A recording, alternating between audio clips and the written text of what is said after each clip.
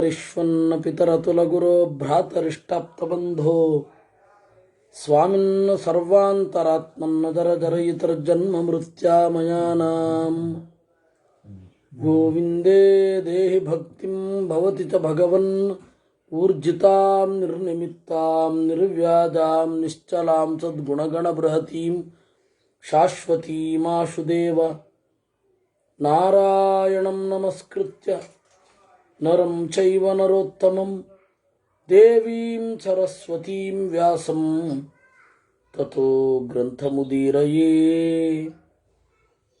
ವಿಜಾನತಾಂ ಅವಿತ್ತಸ್ಯ ಮಧ್ವಸ್ಯ ಜಗತಿ ಗುರೋಃ ಪೂರ್ವಾಚಾರ್ಯಮಹಿಷ್ಠಾನಾಂ ಇಯಂ ಪ್ರಣತಿಮಾಲಿಕಾ. ಮತ್ಸ್ಯಪುರಾಣದ 16 ಶ್ಲೋಕಗಳನ್ನು ನಾವು ನೋಡಿದ್ವಿ. ಈಗ ಅಲ್ಲಿಂದ ಮುಂದೆ ಕದಾಚಿದಾಶ್ರಮೇ ತಸ್ಯ ಕುರುವತ ಪಿತೃತರ್ಪಣಂ ಪಪಾತ ಪಾಣ್ಯೋರುಪರಿ ಶಫರಿ ಜಲಸಂಯುತ. ಒಮ್ಮೆ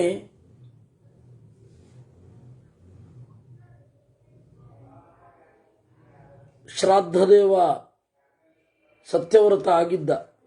ಅವನು ಆಶ್ರಮದಲ್ಲಿ ಪಿತೃತರ್ಪಣವನ್ನು ಕೊಡ್ತಾ ಇದ್ದ. ನದಿಯ ನೀರಿನಲ್ಲಿಯೇ ತರ್ಪಣವನ್ನು ಕೊಡೋದು. ಆಗ ಅವನ ಕೈಗಳ ಮೇಲೆ ಶಫರಿ ಪುಟ್ಟ ಮೀನು ಅದು ಬಿತ್ತು. ಅದನ್ನು ನೋಡಿದ ಅವನಲ್ಲಿ ದಯೆ ಮೂಡಿತು. ರಕ್ಷಣಾಯ ಅಕರೋದ್ಯತ್ನಂ ಸತಸ್ಮಿನ್ ಕರಕೋದರೇ. ತನ್ನ ಕೈ ಮೇಲೆ ಬಿದ್ದ ಆ ಒಂದು ಮೀನನ್ನು ತನ್ನ ಗಿಂಡಿಯ ಒಳಗಡೆ ಪುಟ್ಟ ಪಾತ್ರೆ ಅದರೊಳಗಡೆ ಹಾಕಿದ. ಸೋಭವನ್ ಮತ್ಸ್ಯರೂಪೇಣ ಅಹೋರಾತ್ರೇಣ ಚೈಕೇನ ಷೋಡಶಾಂಗುಲ ವಿಸ್ತೃತ. ಆ ಹಗಲು ಕಳೆದು ರಾತ್ರಿ ಆಗುವಲ್ಲಿ 16 ಅಂಗುಲ ಬೆಳೀತಂತೆ. ಆಗ ಅದಕ್ಕೆ ಸ್ಪಷ್ಟವಾದ ಮೀನಿನ ರೂಪ ಕಂಡದ್ದು. ಅದು ಹೇಳಿತಂತೆ, ಪ್ರಾಕ್ಷಿಪತ್ ಜಲಚಾರಿಣಂ. ಆಮೇಲೆ ಒಂದು ಸ್ವಲ್ಪ ದೊಡ್ಡ ಪಾತ್ರೆಯಲ್ಲಿ ಹಾಕಿದ. ಹಸ್ತತ್ರಯಮವರ್ಧತ, 3 ಹಸ್ತ ಅದು ಬೆಳೆಯಿತು. ಆಮೇಲೆ ಇಕ್ಕಟ್ಟಾಯಿತು. ಆ ಮೀನು ಹೇಳಿತು, ತ್ವಾಮಹಂ ಶರಣಂ ಗತಃ, ನನ್ನನ್ನು ಕಾಪಾಡು ಅಂತ. ಅದನ್ನು ತಗೊಂಡೋಗಿ ತತಸ್ಸ ಕೂಪೆ ತಮ್ಮತ್ಸ್ಯಂ ಪ್ರಾಹಿಣೋತು ರವಿನಂದನ. ಅದನ್ನು ತಗೊಂಡೋಗಿ ಒಂದು ಬಾವಿಯಲ್ಲಿ ಹಾಕಿದ. ಅಲ್ಲಿಯೂ ಬೆಳೆಯಿತು. ಕೂಪೆ ಮತ್ಸ್ಯ ಸರೋವರೇ ಕ್ಷಿಪ್ತ. ಸರೋವರದಲ್ಲಿ ಹಾಕಿದ. ಆ ಸರೋವರದ ತುಂಬ ಬೆಳೆಯಿತು. ತತ್ರಾಪ್ಯಾಹ ಪುನರ್ದೀನಃ ಪಾಹಿ ಪಾಹಿ ನೃಪೋತ್ತಮ. ಅಲ್ಲಿಯೂ ದೀನವಾಗಿ ಹೇಳಿತಂತೆ, ನನ್ನನ್ನು ರಕ್ಷಿಸು ಅಂತ. ಆಮೇಲೆ ಆ ಮನು ತಗೊಂಡೋಗಿ ಗಂಗೆಯಲ್ಲಿ ಹಾಕಿದ. ಯದಾ ತದಾ ಸಮುದ್ರೇತಂ ಪ್ರಾಕ್ಷಿಪನ್ ಮೇದಿನೀಪತಿ. ಸಮುದ್ರದಲ್ಲಿ ಹಾಕಿದ. ಯದಾ ಸಮುದ್ರಮಖಿಲಂ ವ್ಯಾಪ್ಯಾಸೌ ಸಮುಪಸ್ಥಿತ. ಸಮುದ್ರದ ತುಂಬ ಆಯಿತು. ಈಗ ಮನು ಭೀತನಾದ. ಕೇಳಿದ, ನೀನು ಯಾರು ಅಂತ. ಆಮೇಲೆ ಅವನೇ ಉತ್ತರ ಪಡೆದುಕೊಂಡ. ಅಥವಾ ವಾಸುದೇವಸ್ತ್ವಂ ಅನ್ಯ ಈದೃ ಕಥಂ ಭವೇತ್. ನೀನು ವಾಸುದೇವನೇ ಇರಬೇಕು, ಬೇರೆಯವರಿಗೆ ಈ ತರಹದ ಶಕ್ತಿ ಎಲ್ಲಿಂದ? ಜ್ಞಾತಸ್ತ್ವಂ ಮತ್ಸ್ಯರೂಪೇಣ ಮಾಂ ಖೇದಯಸಿ ಕೇಶವ. ನೀನು ಮತ್ಸ್ಯರೂಪದಲ್ಲಿ ಇದ್ದೀಯಾ ಅಂತ ನನಗೆ ಗೊತ್ತಾಯಿತು. ಹೃಷಿಕೇಶನೇ, ಜಗನ್ನಾಥನೇ, ಜಗದ್ಧಾಮ, ಜಗತ್ತಿನ ನೆಲೆಯೇ, ನಿನಗೆ ನಮಸ್ಕಾರ ಅಂತ ಹೇಳಿದಾಗ ಆಗ ದೇವರು ನಗುತ್ತಾ ಓ ತಿಳಿದೆನಾ ಅನ್ನಂತೆ. ಸಮ್ಯಕ್ ಜ್ಞಾತಸ್ತ್ವಯಾನಘ ಅಚಿರೇಣೈವ ಕಾಲೇನ, ಸ್ವಲ್ಪವೇ ಕಾಲದಲ್ಲಿ ಮೇದಿನಿ ಈ ಭೂಮಿ ಭವಿಷ್ಯತಿ ಜಲೇ ಮಗ್ನ, ನೀರಿನಲ್ಲಿ ಮುಳುಗುತ್ತೆ. ನೌರ್ಯಂ ಸರ್ವದೇವಾನಾಂ ನಿಕಾಯೇನ ವಿನಿರ್ಮಿತ ಮಹಾಜೀವ ನಿಕಾಯಸ್ಯ ರಕ್ಷಣಾರ್ಥಂ ಮಹೀಪತೆ. ನಾನೊಂದು ಹಡಗನ್ನು ಕಳಿಸಿಕೊಡ್ತೇನೆ. ಎಲ್ಲ ದೇವತಾ ಸಮೂಹ ಈ ಹಡಗನ್ನು ನಿರ್ಮಾಣ ಮಾಡಿದೆ. ಎಲ್ಲ ಜೀವಿಗಳ ಮಾಡೆಲ್ಗಳಿಲ್ಲಿ ಇರಬೇಕು. ಇದೇ ಸೇಮ್ ಸ್ಟೋರಿ ನೆನ್ನೆ ಹೇಳಿದ್ನಲ್ಲ, ನೋವಾ ಕಥೆ ಅಂತ, ಇದನ್ನೇ ಅವರು ತೆಗೆದುಕೊಂಡದ್ದು. ಇದನ್ನ ಕಥಾ ಸಂಸ್ಕೃತಿಯನ್ನು ಚಿಂತನೆ ಮಾಡುವವರೆಲ್ಲ, ಹಿಸ್ಟ್ರಿ ಆಫ್ ಸ್ಟೋರೀಸ್ ಅಂತ ಹೇಳುವವರೆಲ್ಲ ಇದನ್ನು ಒಪ್ಪಿಕೊಂಡಿದ್ದಾರೆ. ಪ್ರಾಚೀನ ಭಾರತದ ಮತ್ಸ್ಯಾವತಾರದ ಕಥೆಯ ಪ್ರಭಾವ ನೋವಾ ಕಥೆಯ ಮೇಲಿದೆ ಅಂತ. ಎಲ್ಲ ಮಾಡೆಲ್ಗಳು ಬೆವರಿನಿಂದ ಹುಟ್ಟಿದ ಸ್ವೇದಜ, ಮೊಟ್ಟೆಯಿಂದ ಹುಟ್ಟಿದ ಅಂಡಜ, ಭೂಮಿಯನ್ನು ಭೇದಿಸಿ ಬರುವ ಉದ್ಭಿದ, ಆಮೇಲೆ ಗರ್ಭದಿಂದ ಹುಟ್ಟುವ ಜೀವ, ಎಲ್ಲರೂ ಹುಟ್ಟಿದ್ದಾರೆ. ಅವರನ್ನು ಈ ಒಂದು ದೋಣಿಯಲ್ಲಿ ಇರಿಸಿ ಯುಗಾಂತವಾತಾಭಿಹತ ಯದಾ ಭವತಿ ನೌನೃಪ, ಯಾವಾಗ ಪ್ರಳಯ ಕಾಲದ ಗಾಳಿಯಿಂದ ನಾನು ಮತ್ಸ್ಯರೂಪನಾಗಿ ತೋರುತ್ತೇನೆ. ಆ ಮೀನಿಗೆ ಇರುವಂತಹ ಒಂದು ಕೊಂಬು, ಯಾವ ಮೀನಿಗೂ ಕೊಂಬಿರೋದಿಲ್ಲ. ಆದರೆ ನಾನು ಮೀನಿನ ರೂಪವನ್ನು ತಳೆದಾಗ ಅಲ್ಲಿ ಒಂದು ಕೊಂಬಿರುತ್ತೆ. ಆ ಕೊಂಬನ್ನು ಹಿಡಿದುಕೊಂಡು ಕಟ್ಟಿ ಪ್ರಳಯ ಕಾಲದಲ್ಲಿ ನಾನು ಸಂಚಾರ ಮಾಡ್ತಾ ಪ್ರಳಯ ಮುಗಿಯುವವರೆಗೆ ನಿನಗೆ ತತ್ವವನ್ನು ಉಪದೇಶ ಮಾಡ್ತಾ ಇರ್ತೇನೆ. ಪ್ರಳಯ ಮುಗಿದ ಮೇಲೆ ಪ್ರಜಾಪತಿಸ್ತ್ವಂ ಭವಿತ ಜಗತಃ ಪೃಥಿವೀಪತೆ. ಪ್ರಳಯ ಮುಗಿದ ಮೇಲೆ ಕೃತಯುಗ ಶುರು ಆಗತ್ತಲ್ಲ, ಆಗ ನೀನೇ ಪ್ರಜಾಪತಿಯಾಗುತ್ತೀಯ ಅಂತ. ಹಾಗೆ ಕೃತಯುಗದ ಆದಿಯಲ್ಲಿ ಈ ಮನ್ವಂತರಾಧಿಪತಿಯಾದ ನೀನು ದೇವಪೂಜ್ಯನಾಗುತ್ತಿ ಅಂತ ಎಲ್ಲ ದೇವರ ಹರಕೆ ಅಲ್ಲಿ ಇತ್ತು ಅನ್ನುವಲ್ಲಿಗೆ ಮೊದಲನೆಯ ಅಧ್ಯಾಯ ಮುಗಿತು. ಸೂತೌವಾಚ ಏವ ಮುಕ್ತೋ ಮನುಸ್ತೇನ ಪಪ್ರಚ್ಛ ಮಧುಸೂದನಂ ಭಗವನ್ ಕಿಯದ್ಭಿರ್ವರ್ಷೈಃ ಭವಿಷ್ಯತ್ಯಂತರಕ್ಷಯಃ. ಆಗ ಮನು ಕೇಳಿದ, ಓ ನಾರಾಯಣನೇ, ಎಷ್ಟು ವರ್ಷಗಳ ತನಕ ಮನ್ವಂತರ ಪ್ರಳಯದ ಕಾಲ? ಒಂದು ಮನ್ವಂತರ ಪೂರ್ತಿ ನಾಶ ಹೊಂದಿ, ಮನುವಿನ ಆಳ್ವಿಕೆ ಪೂರ್ತಿ ಹೋಗಿ, ಅಂದರೆ ಎಲ್ಲ ಭೂಮಿ ಮೊದಲಾದವುಗಳೆಲ್ಲ ಪ್ರಳಯದಲ್ಲಿ ಸಿಲುಕಿ ಮತ್ತೆ ಶುರು ಆಗಬೇಕಾದ್ರೆ ಆ ನಡುವಣ ಕಾಲ ಏನು? ಇದು ಮೊದಲನೇ ಪ್ರಶ್ನೆ. ಎರಡನೆಯದ್ದು, ಸತ್ವಾನಿಚ ಕಥಂನಾಥ ರಕ್ಷಿಷ್ಯೇ ಮಧುಸೂದನ. ಈ ಜೀವರನ್ನು ಹೇಗೆ ರಕ್ಷಣೆ ಮಾಡಲಿ? ಏಕೆಂದರೆ ಜೀವರ ರಕ್ಷಣೆಗೆ ಅನುಕೂಲಕರವಾದ ವಾತಾವರಣ ಬೇಕು. ನೀನು ಹೇಳ್ತಾ ಇರುವ ಹಾಗೆ ಎಲ್ಲ ಮಾಡೆಲ್ಗಳು ಅಂದರೆ ಕೆಲವೊಂದು ಹಿಮದಲ್ಲಿ ಬದುಕೋದು, ಕೆಲವೊಂದು ಅತ್ಯಂತ ಉಷ್ಣದಲ್ಲಿ ಬದುಕೋದು. ಬೆವರು ಬರಬೇಕಾದ್ರೆ ಸೂರ್ಯ ಇರಬೇಕಲ್ವಾ? ಅದು ಇರುತ್ತಾನ?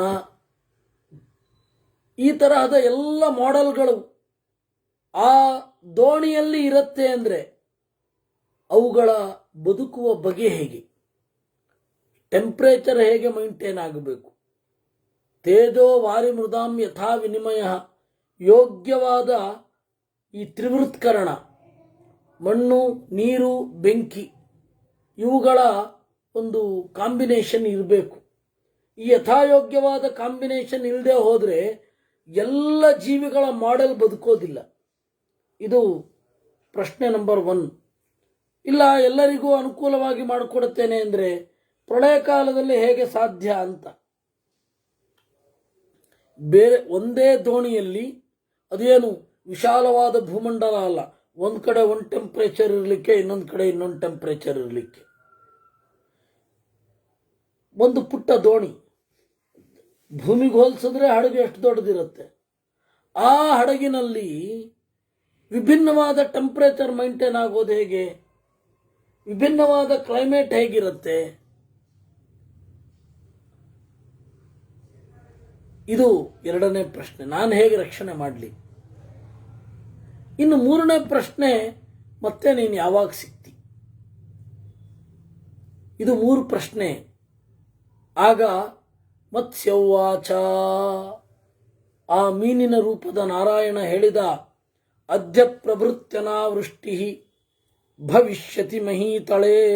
ನೋಡಪ್ಪ, ಇವತ್ತಿನಿಂದ ಬರ ಶುರು ಆಗತ್ತೆ. 100 ವರ್ಷದ ತನಕ ದುರ್ಭಿಕ್ಷ. ತತೋಲ್ಪ ಸತ್ವಕ್ಷಯದ ರಶ್ಮಯ ಸಪ್ತದಾರುಣಾ. ಆಗ ಭೀಕರವಾದ ಸೂರ್ಯನ ಕಿರಣಗಳು ಕೆಂಡದ ಮಳೆಯನ್ನು ಸುರಿಸುತ್ತವೆ. ಪ್ರತಪ್ತ ಅಂಗಾರ ವರ್ಷಿಣಃ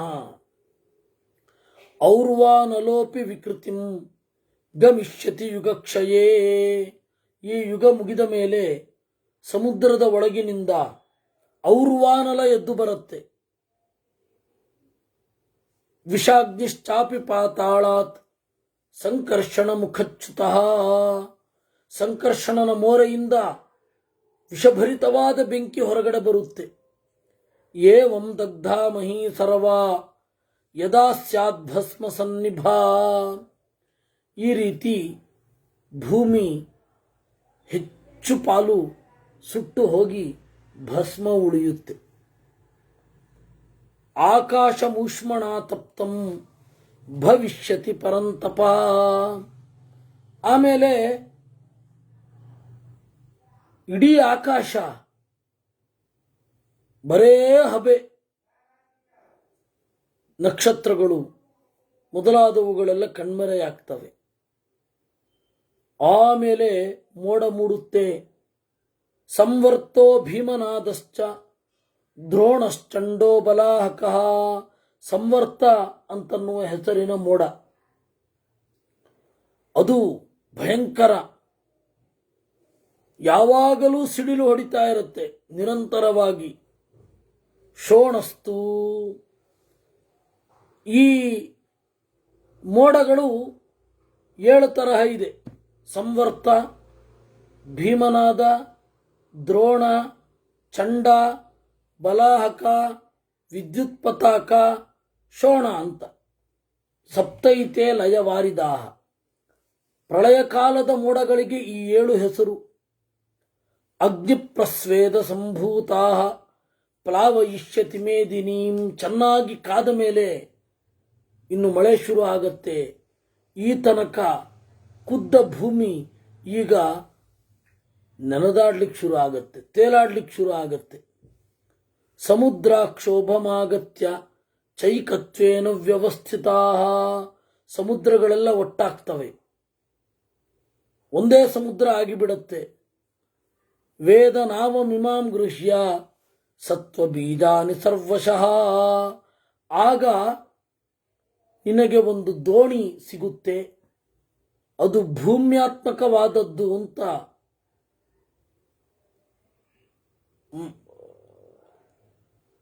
ನಾವ್ಯಾರೋಪ್ಯ ಮಹಿಮಯ್ಯಾಂ ಅಪಾತ್ ವೈವಸ್ವತಾಂತರಂ ಅಂತ. ಅಪಾತ್ ವೈವಸ್ವತಮ್ಮನು ಭಾಗವತ ಹೇಳುತ್ತೆ, ಭೂಮಿಯ ಒಂದು ಭಾಗವೇ ದೋಣಿಯಾಗಿ ಬಂದದ್ದು ಅಂತ. ಆದರೆ ಮತ್ಸ್ಯಪುರಾಣ ಹೇಳುತ್ತೆ ವೇದನಾವಂ ಅಂತ. ವೇದಾಭಿಮಾನಿ ದೇವತೆ ದೋಣಿಯಾಗಿದ್ದು ಅಂತ.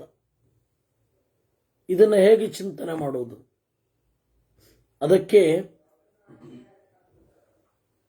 ಭಾಗವತದಲ್ಲಿ ಹೇಳಿದ್ದನ್ನೇ ಇಟ್ಕೊಳ್ಬೇಕು. ಭೂಮಿಯ ಒಂದು ತುಂಡು ಅಂತ. ವೇದ ಅನ್ನುವ ಮಾತಿಗೆ ಭಾಗವತಕ್ಕನುಗುಣವಾಗಿ ಅರ್ಥ ಮಾಡಬೇಕು. ಆಗ ಏನಾಗತ್ತೆ, ಈ ಭೂತತ್ವಕ್ಕೆ ಅಭಿಮಾನಿನಿ ಯಾರಿದ್ದಾರೆ ಅವರಲ್ಲಿ ಕೆಲವರು ವೇದಾಭಿಮಾನಿಗಳೂ ಇದ್ದಾರೆ, ವರ್ಣಾಭಿಮಾನಿಗಳೂ ಇದ್ದಾರೆ. ಅದರಿಂದಾಗಿ ವೇದನಾಮ ಅಂದರೆ ಭೂಮಿಯ ತುಂಡು ಅಂತಲೇ ಅರ್ಥ ಮಾಡಬೇಕು. ಸತ್ವ ಬೀಜಾನಿ ಸರ್ವಶಃ, ಮುಂದಿನ ಪೀಳಿಗೆ ಬೆಳಿಬೇಕಲ್ಲ. ಇದು ಮಹಾಪ್ರಳಯ ಅಲ್ಲ. ಪ್ರತಿಯೊಂದು ಪ್ರಳಯವೂ ಕೂಡ ಪೂರ್ತಿ ನಾಶವನ್ನ ಮಾಡೋದಿಲ್ಲ, ಏನಾರು ಒಂದು ಉಳಿದೇ ಉಳಿಯುತ್ತೆ.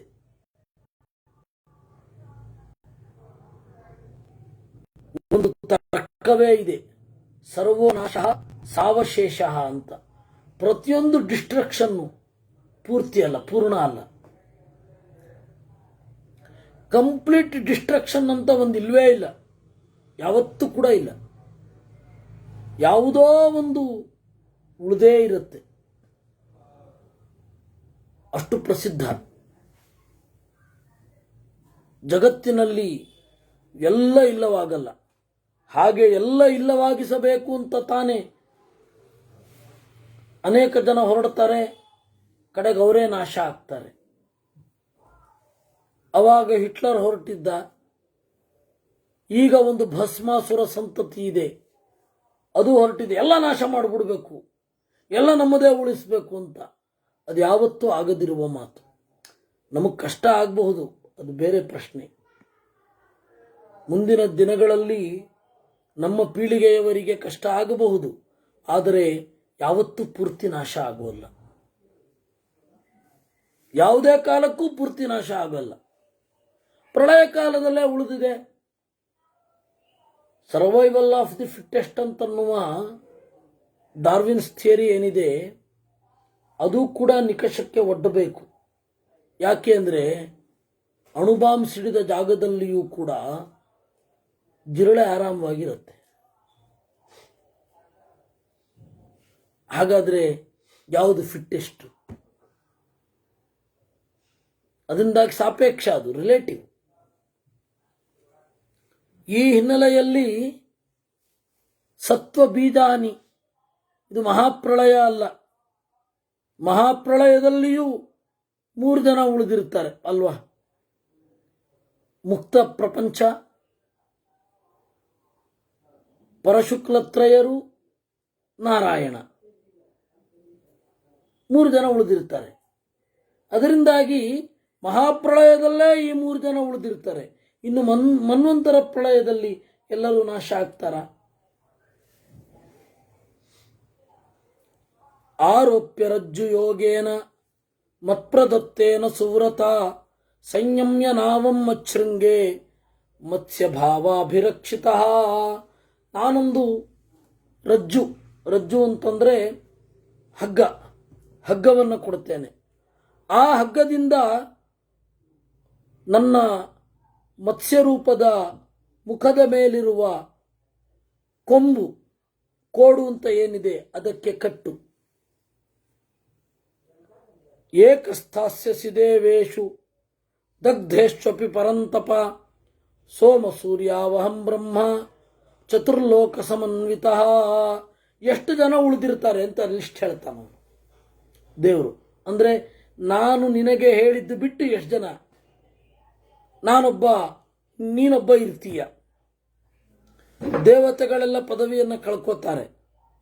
ಯಾಕೆ ಅಂತಂದರೆ ಅವರ ಇಂದ್ರ ಮೊದಲಾದ ಪದವಿ ಮುಗ್ದಿರುತ್ತೆ. ಸೂರ್ಯ ಹಾಗೂ ಚಂದ್ರ ಉಳಿತಾರೆ. ಆಮೇಲೆ ಅಹಂ ಅಂತಂದರೆ ಸದಾಶಿವ, ಬ್ರಹ್ಮದೇವರು, 4 ಲೋಕಗಳಿಂದ ಕೂಡಿಕೊಂಡ ಬ್ರಹ್ಮದೇವರು. ಅದಕ್ಕೇನೆ ಗೀತೆಯಲ್ಲಿ ಮಹಃ ಜನಃ ತಪಃ ಸತ್ಯಂ ಅನ್ನುವ 4 ಲೋಕ ಉಳಿದಿದೆ. ಆ ಬ್ರಹ್ಮ ಭುವನಾಲೋಕಾ ಪುನರಾವರ್ತಿನೋರ್ಜುನ ಅನ್ನುವಲ್ಲಿ ಈ ಮಾತನ್ನು ಹೇಳ್ತಾರೆ. ಸೊ 4 ಲೋಕ ಉಳಿದಿರುತ್ತೆ. 4 ಲೋಕದಿಂದ ಕೂಡಿದ ಬ್ರಹ್ಮ. ಆಮೇಲೆ ತಮಾಷೆ ಅಂದರೆ ಗಂಗೆ ಎಲ್ಲ ಉಳಿಯೋದು, ನರ್ಮದಾ ನದಿ ಉಳಿಯುತ್ತೆ. ಆಮೇಲೆ ಮಾರ್ಕಂಡೇಯೋ ಮಹಾನ್ ಋಷಿ, ಮಾರ್ಕಂಡೇಯ ಋಷಿ ಮನ್ವಂತರ ಕಲ್ಪಾಂತ ಆಯುಷ್ಯ. ಯಾಕೆಂದರೆ ಯುಗ ಯುಗಗಳ ತನಕ ಇರುವವರು ಬಹಳ ಜನ ಇರ್ತಾರೆ. ನಿಮಗೆ ಒಂದು ತಮಾಷೆ ಹೇಳಬೇಕು.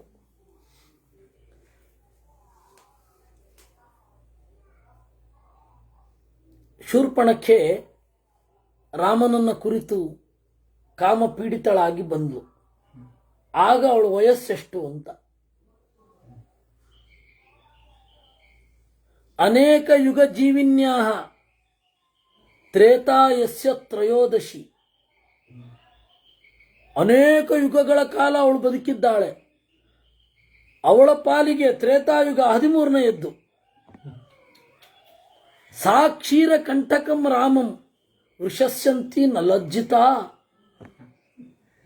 ಇನ್ನು ತಾಯಿಯ ಒಂದು ರಾಮ ಕುಡಿದ ತಾಯಿಯ ಹಾಲು ಇನ್ನೂ ಗಂಟಲಿಂದ ಒಣಗಿಲ್ಲ.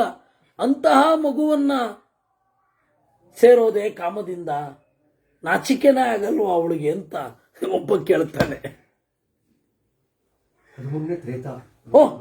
ತ್ರೇತಾಯುಗ ಅಂದ್ರೆ ರಾವಣಾದಿಗಳೆಲ್ಲ ಬಹುಯುಗ ಜೀವಿನೋ ಹಿ ರಾವಣಾದಯ ಅಂತ.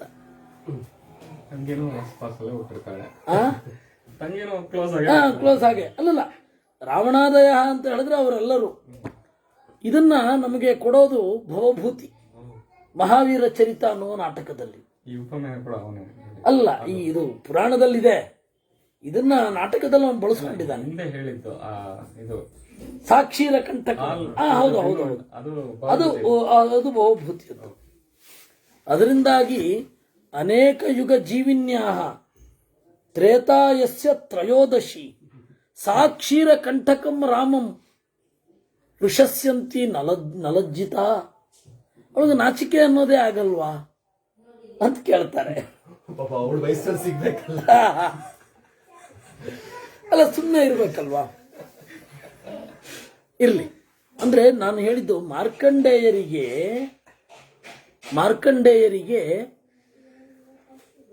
ಕಲ್ಪಾಂತ ಆಯುಷ್ಯ. ಅದಕ್ಕೆ ಬಹುಯುಗ ಜೀವಿ ಅಲ್ಲ, ಅವರು ಕಲ್ಪಜೀವಿ. ಬಹುಯುಗ ಜೀವಿ ಅಂದ್ರೆ ಒಂದು ಎಷ್ಟೋ ಯುಗಗಳ ಕಾಲ ಬಾಳ್ತಾರೆ. ವಿಭೀಷಣನು ಕಲ್ಪಾಂತ ಜೀವಿ. ಆಮೇಲೆ ಭವಃ ಸದಾಶಿವ, ವೇದಗಳು, ಪುರಾಣಾನಿ, ವಿದ್ಯೆ, ಇದರೆಲ್ಲದರ ಅಭಿಮಾನಿ ದೇವತೆಗಳು, ಇವರು ಯಾವಾಗಲೂ ಇರ್ತಾರೆ. ತ್ವಯಾ ಸಾರ್ಧಮಿದಂ ವಿಶ್ವಂ ಸ್ಥಾಸ್ಯತೆ ಅಂತರ ಸಂಶಯ. ಇವೆಲ್ಲ ಇದ್ದೇ ಇರುತ್ತೆ. ನಾನು ಯಾವಾಗಲೂ ಒಂದು ಮಾತು ಹೇಳ್ತಾ ಇರ್ತೇನೆ, ಯಾವುದು ಬೇಕಾದರೂ ರೀಗೇನ್ ಮಾಡಬಹುದು, ಮತ್ತೆ ಸಂಪಾದಿಸಬಹುದು. ಕಳೆದು ಹೋದರೆ, ವಿದ್ಯೆ ಕಳೆದು ಹೋದರೆ ಎಲ್ಲಿಂದ ಸಂಪಾದಿಸೋಣ?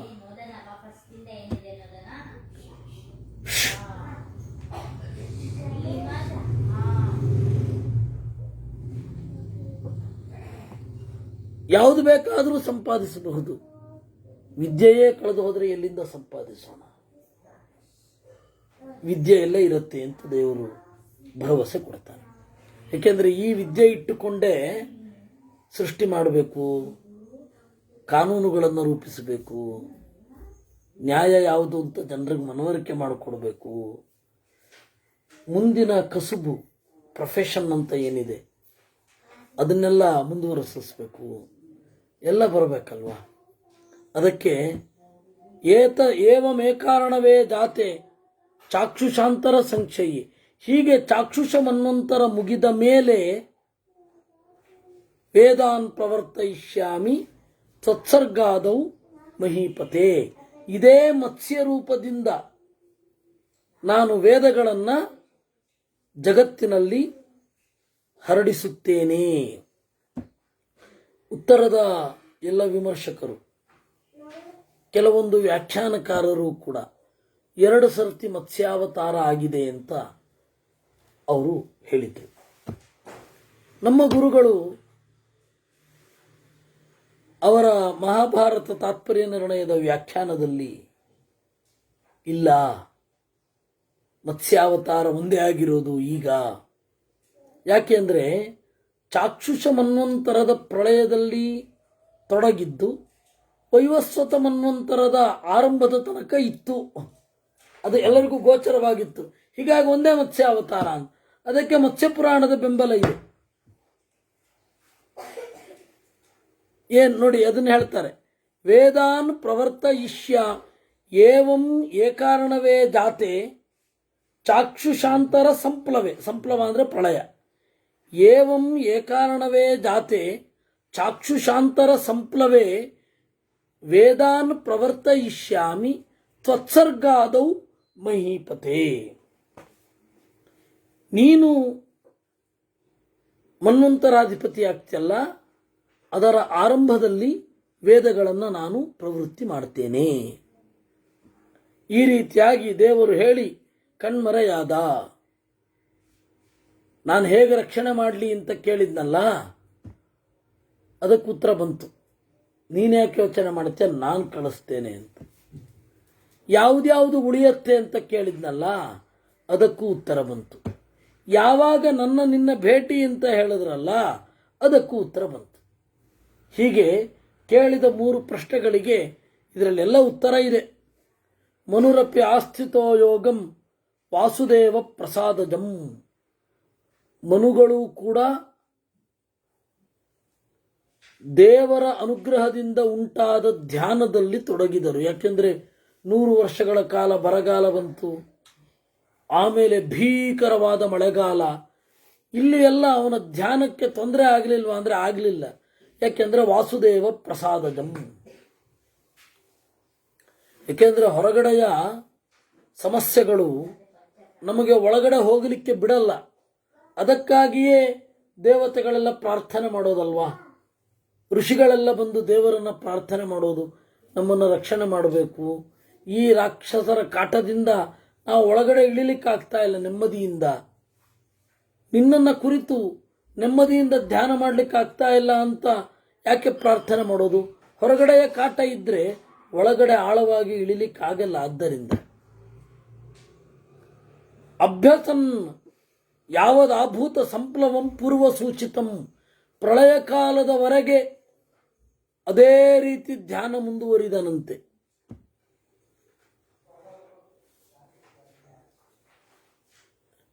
ಭಾಗವತದಲ್ಲಿ ಈ ಮತ್ಸ್ಯರೂಪಿಯಾದ ದೇವರನ್ನ ಚಿಂತನೆ ಮಾಡುತ್ತಲೇ ಬ್ರಹ್ಮದೇವರಿಗೆ ಪೂರ್ವಜನ್ಮದ ಸ್ಮರಣೆ ಎಲ್ಲ ಬಂತು ಅಂತ ಹೇಳ್ತಾರೆ. ಹಿಂದಿನ ಬ್ರಹ್ಮದೇವರು ಯಾವ ರೀತಿಯಾಗಿ ಸೃಷ್ಟಿ ಮಾಡ್ತಾ ಇದ್ರು, ಅವರ ಸೃಷ್ಟಿಯ ಟೆಕ್ನಿಕ್ ಏನು ಇತ್ಯಾದಿಗಳೆಲ್ಲ ಬಂದಿದ್ದು ಈ ಧ್ಯಾನದಿಂದ ಅಂತ. ಕಾಲೇ ಯಥೋಕ್ತೆ ಸಂಜಾತೆ ವಾಸುದೇವ ಮುಖೋದ್ಗತೆ ಶೃಂಗಿ ಪ್ರಾದುರ್ಬಭೂವಾಥ ಮತ್ಸ್ಯರೂಪಿ ಜನಾರ್ದನ. ಶೃಂಗಿ ಪ್ರಾದುರ್ಬಭೂವ, ಅವನು ನೋಡ್ತಾ ಇದ್ದ ಸಮುದ್ರದ ಮುಂದೆ. ನೋಡ್ತಾ ಇರುವಾಗ ಒಂದು ಕೊಂಬಿರುವ ಮೀನು ಬಂತು. ಭುಜಂಗೋ ರಜ್ಜುರೂಪೇಣ ಮನೋಪಾರ್ಶ್ವಮುಪಾಗಮತ್ತು, ಒಂದು ಹಾವು ಬಂತಂತೆ. ಭೂತಾನ್ ಸರ್ವಾನ್ ಸಮಾಕೃಷ್ಯ ಯೋಗೇನ ಆರೋಪ್ಯ ಧರ್ಮವಿತ್.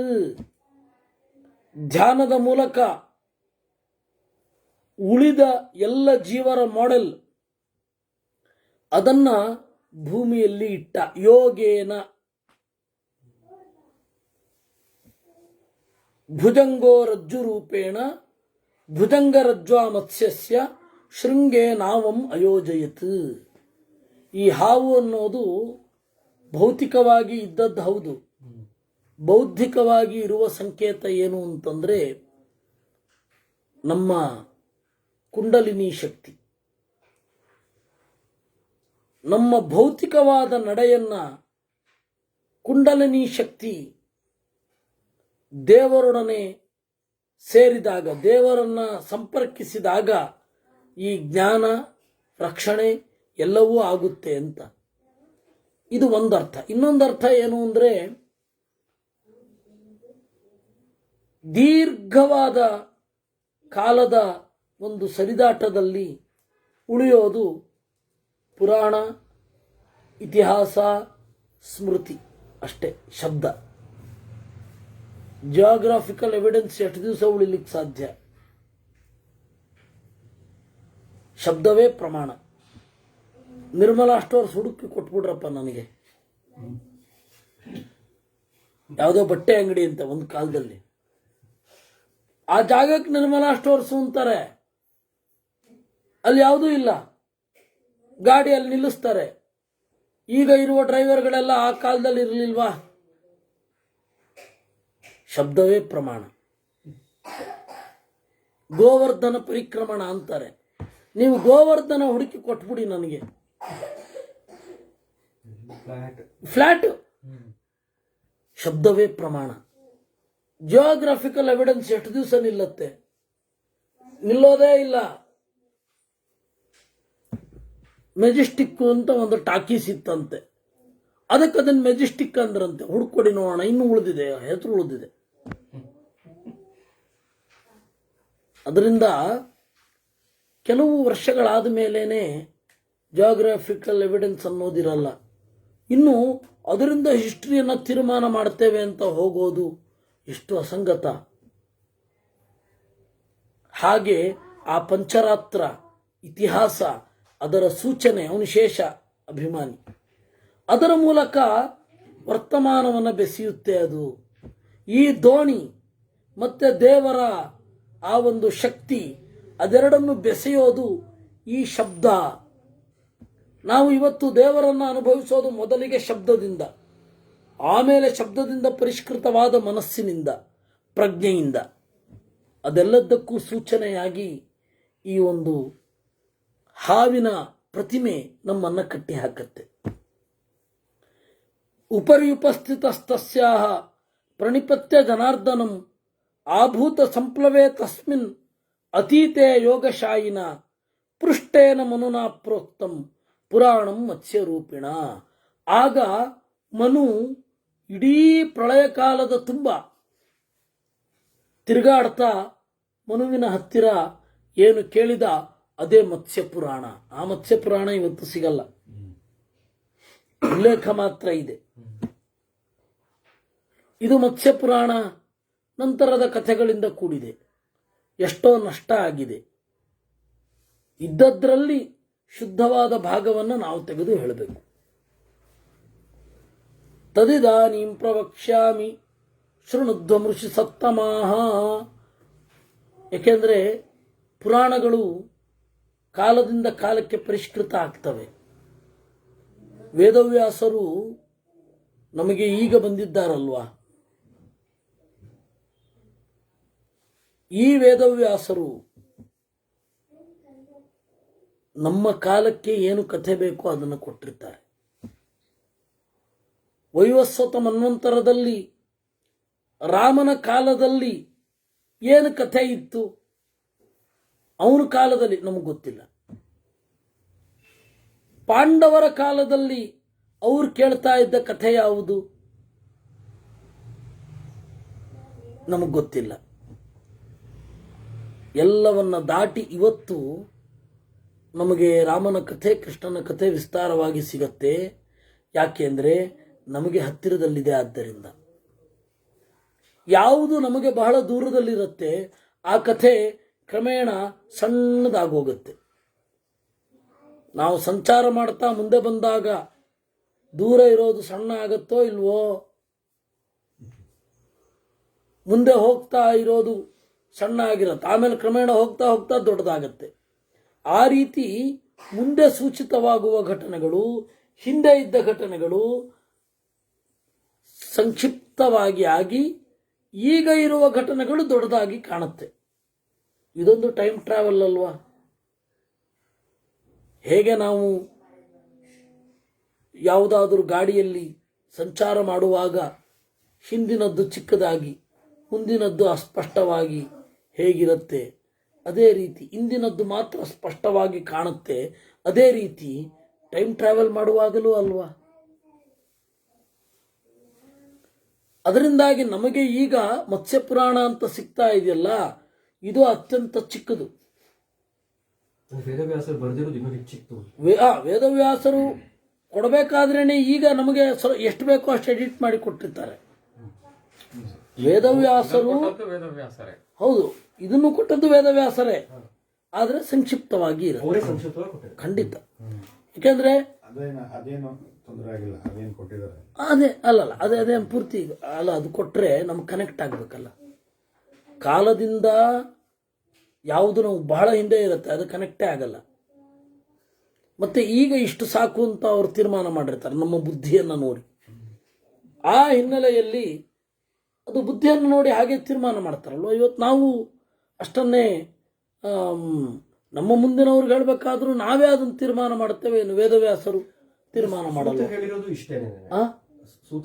ಹೌದು, ಸೂತ ಪುರಾಣಿಕರು ಇಷ್ಟೇ ಹೇಳಿರೋದು. ಅಂದ್ರೆ ಶುದ್ಧ ಪಾಠ ಸಿಕ್ಕಿದೆ ಎನ್ನುವ ಅರ್ಥದಲ್ಲ. ಮನುರ್ವಾಚ ಉತ್ಪತ್ತಿಂ ಪ್ರಳಯಂ ಚೈವ ವಂಶಮನ್ವಂತರಾಣಿ ಚ ವಂಶಾನುಚರಿತಂ ಚೈವ ಭುವನಸ್ಯ ಚ ವಿಸ್ತರಂ. ಉತ್ಪತ್ತಿ, ಪ್ರಳಯ, ವಂಶ, ಮನ್ವಂತರ, ವಂಶದಲ್ಲಿ ಬಂದವರ ಕಥೆ, ಭುವನಸ್ಯ ಚ ವಿಸ್ತರಂ, ಭೂಮಿಯ ವಿಸ್ತಾರ, ದಾನ ಧರ್ಮ ವಿಧಿ, ಶ್ರಾದ್ದ ಕಲ್ಪ, ವರ್ಣಾಶ್ರಮ ವಿಭಾಗ, ಇಷ್ಟ ಮತ್ತೆ ಆಪೂರ್ತ, ಪರೋಪಕಾರದ ಕೆಲಸ ಅಂತ ಇವತ್ತೇನು ಹೇಳ್ತಾರೆ ಅದರ ಬಗ್ಗೆ, ದೇವತಾ ಪ್ರತಿಷ್ಠೆ, ಇವುಗಳ ಬಗ್ಗೆ ನನಗೆ ಹೇಳಿ. ಮತ್ಸ್ಯವಾಚ ಮಹಾಪ್ರಳಯ ಕಾಲಾಂತಯೇ ತದಾಸೀತ್ ತಮೋಮಯಂ ಪ್ರಸುಪ್ತಮಿವ ಚಾತರ್ಕ್ಯಂ ಅಪ್ರಜ್ಞಾತಮಲಕ್ಷಣಂ. ನಿನ್ನಿಂದ 6 ಮನುಗಳ ಹಿಂದೆ ಹೋಗಬೇಕು. ಅಂದ್ರೆ ಕೇಳ್ತಾ ಇರೋನು 7ನೇ ಮನು, ಆದರೆ ಇನ್ನು ಪ್ರಳಯ ಇದು ಸೃಷ್ಟಿ ಶುರು ಆಗಿಲ್ಲ. ಕೇಳ್ತಾ ಇರೋನು 7ನೆಯ ಮನು, ಆದರೆ 6ನೇದು ಮುಗಿದಿದೆ. ಈ 6 ಮನುಗಳ ಹಿಂದೆ ಹೋಗು ನೀನು. ಅಂದರೆ ಸ್ವಯಂಭುವ ಮನ್ವಂತರದ ಆರಂಭದಲ್ಲಿ ಅದೇ ಮಹಾಪ್ರಳಯವಿತ್ತು. ಆ ಮಹಾಪ್ರಳಯ ಮುಗಿತಾ ಇದ್ದಾಗ ಒಂದು ಇಡೀ ಜಗತ್ತು ಹೇಗಿತ್ತು? ತಮೋಮಯಂ, ಸೂರ್ಯನೇ ಸೃಷ್ಟಿಯಾಗಿರಲಿಲ್ಲ. ಮೇಲ್ಗಡೆಯ 2 ಬೆಳಕು, ಕೆಳಗಡೆಯ ಒಂದು ಬೆಂಕಿ ಎನ್ನುವ ಬೆಳಕು ಇರಲಿಲ್ಲ. ಪ್ರಸುಪ್ತಮಿವ, ಎಲ್ಲವೂ ಮಲಗಿರುವಂತೆ. ನಿಮಗದೊಂದು ದೃಷ್ಟಾಂತ ಅಂತ ಹೇಳುತ್ತಾರೆ. ಕಣ್ಮುಚ್ಚಿದ್ದಾಗ ಯಾವ ಬೆಳಕು ಇರಲ್ಲ. ಗಾಢವಾದ ನಿದ್ರೆಯಲ್ಲಿದ್ದಾಗ ಯಾವ ಸೂರ್ಯನ ಬೆಳಕು, ಯಾವ ಚಂದ್ರನ ಬೆಳಕು, ಯಾವ ಬೆಂಕಿಯ ಬೆಳಕು ಯಾವುದೂ ಇರಲ್ಲ. ಆ ರೀತಿ ಒಂದು ಕಾಲ ಇತ್ತು ಇಡೀ ಜಗತ್ತಿಗೆ. ಅತರ್ಕ್ಯಂ, ಏನಿತ್ತು ಏನಿಲ್ಲ ಅಂತ ಊಹೆ ಮಾಡಲಿಕ್ಕಾಗೋದಿಲ್ಲ.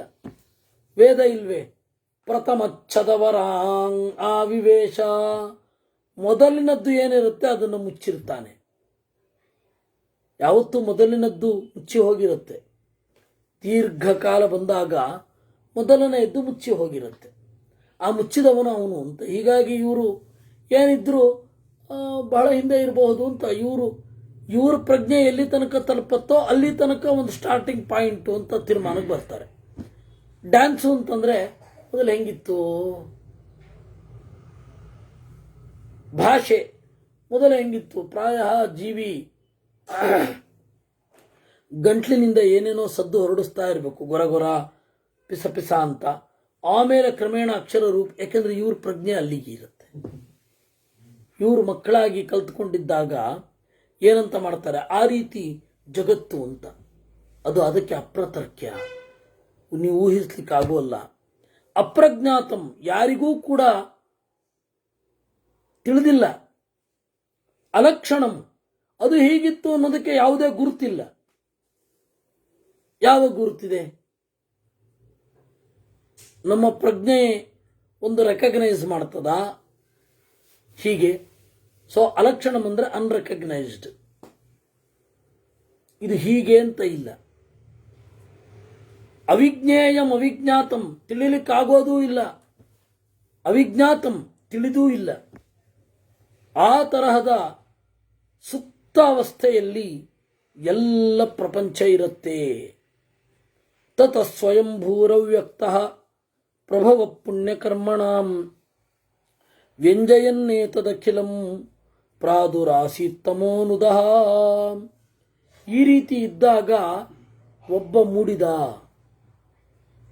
ಅವನು ಯಾರಿಂದ ಮೂಡಿದ್ದು? ಸ್ವಯಂಭೂ, ಅವನಿಂದಲೇ ಅವನು ಮೂಡಿದ್ದು. ಅವ್ಯಕ್ತ, ಆದರೆ ಇವತ್ತಿಗೂ ಅವನು ಅನ್ನೋನ್, ಪೂರ್ತಿ ಗೋಚರ ಆಗಿಲ್ಲ. ಪುಣ್ಯಕರ್ಮಣಾಂ ಪ್ರಭವ, ಎಲ್ಲ ಒಳ್ಳೆಯ ಕೆಲಸಗಳಿಗೆ ಆರಂಭದ ಕೇಂದ್ರ ಅವನು. ವ್ಯಂಜಯನ್ನೇತದಖಿಲಂ ಪ್ರಾದುರಾಸಿ ತಮೋನುದಃ, ಕತ್ತಲನ್ನು ತೊಡೆದ, ಇದ್ದದ್ದನ್ನ ಅಭಿವ್ಯಕ್ತಿಸುವಂತೆ ಮಾಡಿದ. ವ್ಯಂಜಯನ್ನೇತದಖಿಲಂ ಪ್ರಾದುರಾಸೀತ್ ತಮೋನುದಃ ಹೇಗಿತ್ತು? ಸೂಕ್ಷ್ಮ ರೂಪದಲ್ಲಿತ್ತು. ಪರಮಾಣು ಸಮುದ್ರ ಅಲ್ವಾ, ಎಲ್ಲ ಕಡೆ ಪರಮಾಣು ಇತ್ತು. ಯಾವುದರ ಒಂದು ಕಾಂಪೌಂಡ್ ಇರಲಿಲ್ಲ, ಪೂರ್ತಿಯಾಗಿ ಬಿಡಿಯಾಗಿತ್ತು. ಅದನ್ನ ಸಮುದ್ರ ಅಂತ ಕರೆದದ್ದು ಅನ್ನೋದು ಗುರುಗಳ ಉಪನ್ಯಾಸ ಕೇಳಿದ ನಿಮಗೆಲ್ಲರಿಗೂ ಗೊತ್ತಾಗಿದೆ. ಪ್ರಳಯ ಜಲದಿ ಅಂದರೆ ಯಾವುದೋ ಒಂದು ನೀರು ಹಿಂಗೆ ತೇಲ್ತಾ ಇರುತ್ತೆ, ಅದ್ರ ಮೇಲ್ಗಡೆ ಅವನು ಹಿಂಗೆ ಮಲ್ಕೊಂಡಿರ್ತಾನೆ ಅಂತ ಅಲ್ಲ ಅಲ್ವಾ. ಪೂರ್ತಿ ಬಿಡಿ ಬಿಡಿಯಾದ ಪರಮಾಣುಗಳು. ಇದು ಮಧ್ವಾಚಾರ್ಯರು ಹೇಳಿದ್ದು ಭಾಗವತ ತಾತ್ಪರ್ಯದಲ್ಲಿ. ಗುರುಗಳು ಹೇಳಿದ್ದಕ್ಕೆ ಏನು ಕಾರಣ ಅಂದರೆ ಮಧ್ವಾಚಾರ್ಯರು ಹೇಳಿದ್ದು. ನಮಗೆ ಆದರೆ ಏನು ಕಲ್ಪನೆ ಅಂದರೆ ನೀರಲ್ವಾ, ನೀರು ಎಲ್ಲ ಕಡೆ ನೀರು, ಈ ನೀರು ಅಲ್ಲ, ಎಲ್ಲ ಭೂತಗಳೇ ನಾಶ ಆಗೋಗಿರುತ್ತೆ, ನೀರು ಪಂಚಭೂತಗಳಲ್ಲಿ ಒಂದಲ್ವೇ ಅಂತ ನಮ್ಮ ತಲೆಗೆ ಬರಲಿಲ್ಲ. ಆ ಒಂದು ಪರಮಾಣುವನ್ನು ಒಟ್ಟುಗೂಡಿಸಿದರೆ ಅಲ್ಲಿ ಒಂದು ಶಕ್ತಿ, ಸಾಮರ್ಥ್ಯದ ಉಗಮ ಆಗತ್ತೆ. ಅದೇ ಅಭಿವ್ಯಕ್ತಿಸುತ್ತಾ ಇದ್ದ ಎಲ್ಲ ಕತ್ತಲನ್ನ ತಾನೇ ನುಂಗಿದ, ಅಂದ್ರೆ ಬೆಳಕು ಬೀರಿದ. ನಾರಾಯಣ ಇತಿ ಖ್ಯಾತಃ ಸ ಏಕ ಸ್ವಯಮುದ್ಭವೌ. ಅವನು ನಾರಾಯಣ ಅಂತ ಹೆಸರು ಅವನಿಗೆ. ನಾರ ಅಂದ್ರೆ ಪರಮಾಣು ಪುಂಜ, ಅದರಲ್ಲಿ ನೆಲೆಗೊಂಡವನು ನಾರಾಯಣ. ಅವನು ಅತೀಂದ್ರಿಯ.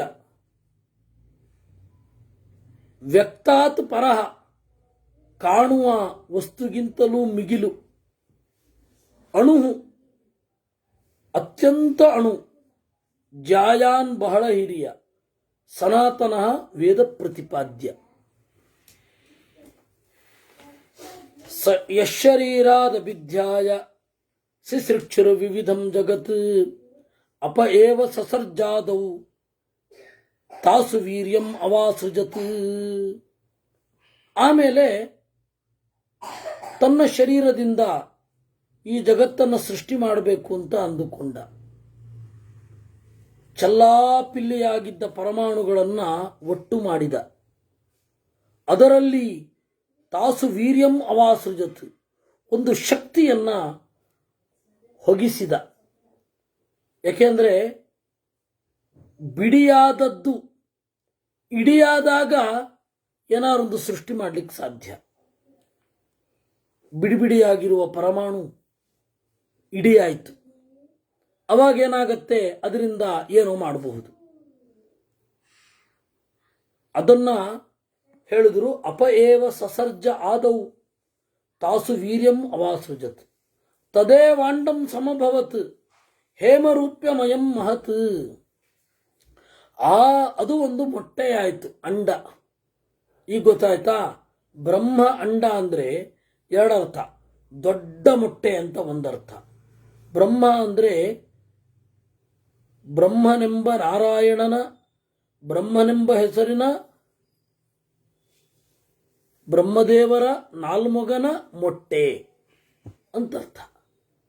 ಇದನ್ನು ಬೃಹತ್ ಬ್ರಹ್ಮಾಂಡ ಅಂತಾರಲ್ಲ, ಏನು ಹೇಳಬೇಕು ಅವ್ರಿಗೆ? ಬ್ರಹ್ಮಾಂಡ ಅಂದ್ರೇನೆ ದೊಡ್ಡ ಮೊಟ್ಟೆ ಅಂತ. ಸಂವತ್ಸರ ಸಹಸ್ರೇಣ ಸೂರ್ಯಾಯುತ ಸಮಪ್ರಭಂ ಒಟ್ಟಿಗೆ ಸೃಷ್ಟಿಯಾಗಲಿಲ್ಲ. ಸಾವಿರಾರು ವರ್ಷಗಳ ಕಾಲ ಆ ಮೊಟ್ಟೆ ಗಟ್ಟಿಗೊಂಡಿತು. ಅಲ್ಲಿ ಕರ್ಮ ಪಕ್ವಾವಸ್ಥೆಗೆ ಬಂತು.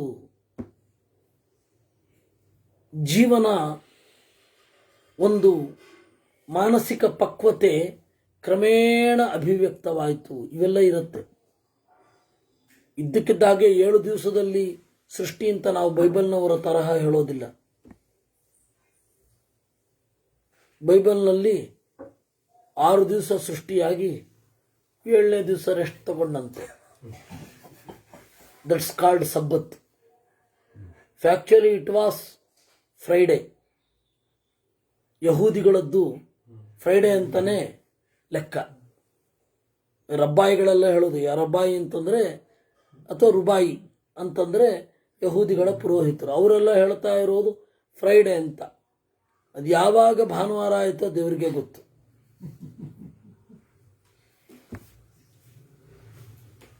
ಅವರು 6 ದಿವಸದ ಸೃಷ್ಟಿ ಅಂತ.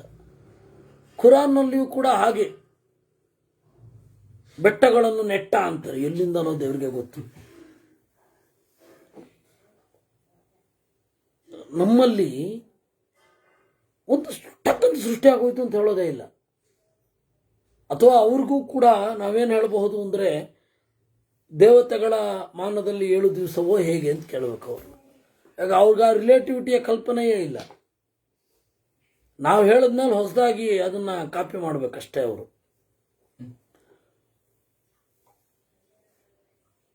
ಪ್ರವಿಶ್ಯಾಂತರ ಮಹಾತೇಜಾ ಸ್ವಯಮೇವ ಆತ್ಮಸಂಭವ. ಆಮೇಲೆ ದೇವರು ಅದರೊಳಗಡೆ ಪ್ರವೇಶ ಮಾಡಿದ. ಅದರಿಂದಾಗಿ ದೇವರನ್ನ ವಿಷ್ಣು ಅಂತ ಕರೆದ್ರು. ಪ್ರಭಾವಾದಪಿ ತದ್ವ್ಯಾಪ್ತ್ಯ ವಿಷ್ಣುತ್ವಮಗಮತ್ ಪುನಃ. ತಾನು ಸೃಷ್ಟಿ ಮಾಡಿದ ಒಳಗಡೆ ಪ್ರವೇಶ ಮಾಡಿ ಎಲ್ಲೆಡೆ ಹಬ್ಬಿದ ವಿಶಲ್ ವ್ಯಾಪ್ತವಂತ ಧಾತು. ವಿಷ್ಣು ಅಂದ್ರೇನು? ಅಲ್ಲಿ ಬ್ರಹ್ಮಾಂಡದ ಒಳಗಡೆ ತನ್ನ ಶಕ್ತಿಯನ್ನ ಅಭಿವ್ಯಕ್ತಿಸಿದ. ಆ ಹಿರಿದಾದ ತತ್ವವನ್ನ ವಿಷ್ಣು ಅಂತ ಕರೆದದ್ದು. ಆಮೇಲೆ ದೇವರು ಅದರ ಒಳಗಡೆ ಇದ್ದಾಗ ಏನೇನಾಯಿತು ಅಂತ ನಿರೂಪಣೆ ಮಾಡ್ತಾರೆ. ಒಂದು ರೀತಿ ಸ್ವಲ್ಪ ಬೇರೆ ಆಯಾಮದಲ್ಲಿ ನಮಗೆ ಕಟ್ಟಿಕೊಡ್ತಾರೆ. ದೇವರಿಗೆ ಸರ್ವಶಬ್ದ ವಾಚ್ಯತ್ವವನ್ನು ಇಲ್ಲಿ ನಿರೂಪಣೆ ಮಾಡಿದ್ದಾರೆ. ಅದನ್ನೆಲ್ಲ ನೋಡೋಣ ಮುಂದಿನ ಶನಿವಾರ ಮತ್ತು ಭಾನುವಾರ. ನಾಳೆ ಯಥಾಪ್ರಕಾರ ಅನುಶಾಸನ ಪರ್ವ ಶುರು ಆಗುತ್ತೆ. ಕೃಷ್ಣಾರ್ಪಣಮಸ್ತು.